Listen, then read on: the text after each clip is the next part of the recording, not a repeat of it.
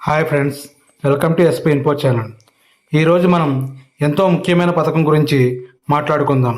అదే ఆంధ్రప్రదేశ్ ప్రభుత్వం అతి త్వరలో ప్రారంభించబోతున్న నిరుద్యోగ భృతి పథకం 2025.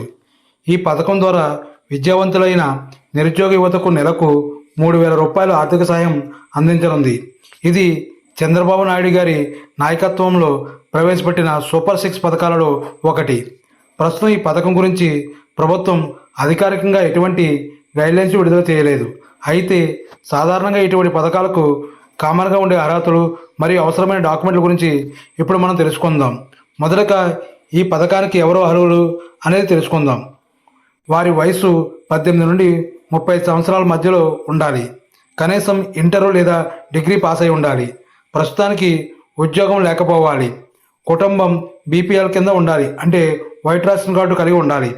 అవసరమైన డాక్యుమెంట్లు ఆధార్ కార్డు, బ్యాంక్ అకౌంటు మరియు విద్యా సర్టిఫికెటు, ఆదాయ ధృవపత్రం మొదలైనవి కలిగి ఉండాలి. ఈ పథకం ద్వారా అర్హులైన ప్రతి అభ్యర్థికి నెలకు 3,000 రూపాయలు నేరుగా బ్యాంక్ అకౌంట్లో జమ అవుతుంది.